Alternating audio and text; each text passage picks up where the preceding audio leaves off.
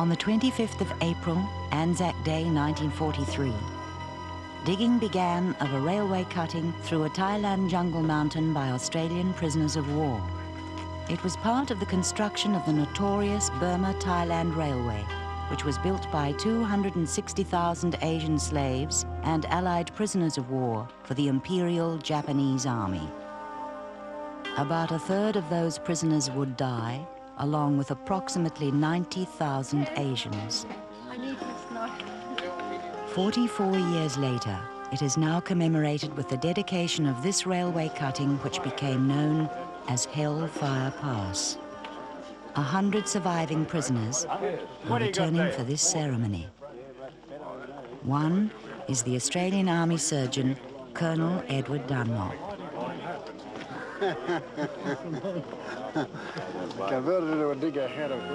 Their rapid victories netted an overwhelming number of prisoners. Thousands would be made to work for them.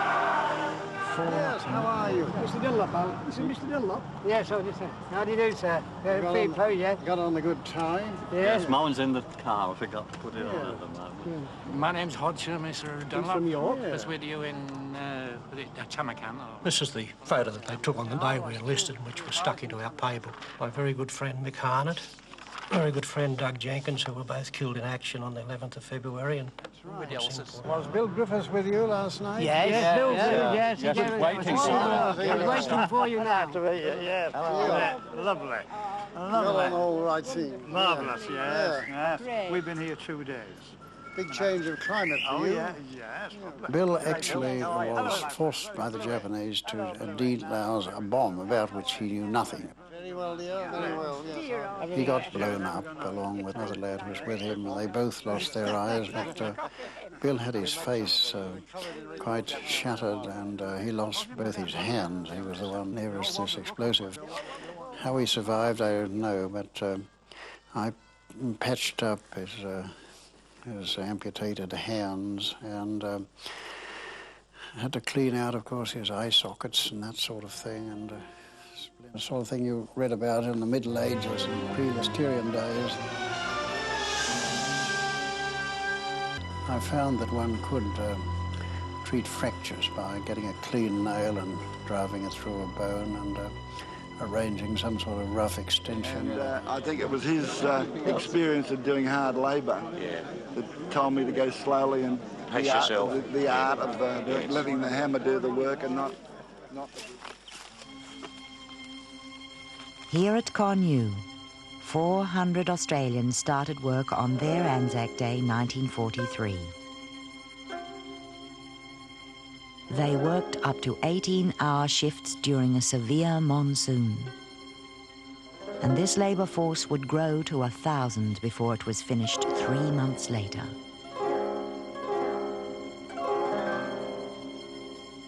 At night, they worked with the light from fires, and they called it Hellfire Pass. There's a bridge down further, between two cuttings.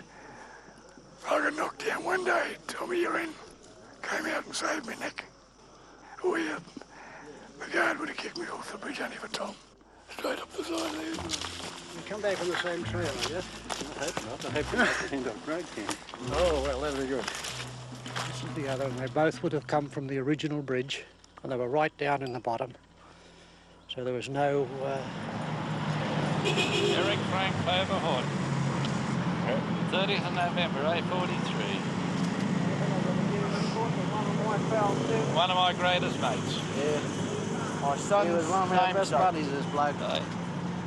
Good fella. 4 of us are all there.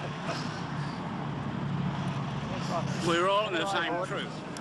Good luck. Mates are still here. Actually, these fellows were buried, you know, round about the jungle under terrible conditions, and it was often very difficult to bury people in sort of sullen mud and water and so forth, and the bodies tended to rise up again in a revolt. And he came down from Burma and Tambaya, where I was with him. He died down here. He died down here at Kamburi 2 days after we got back.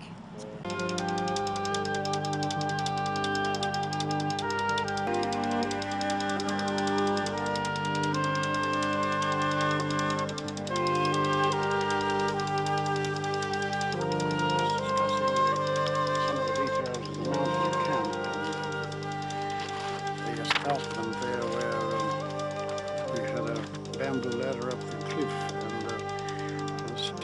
and this creek which divided the H-Force.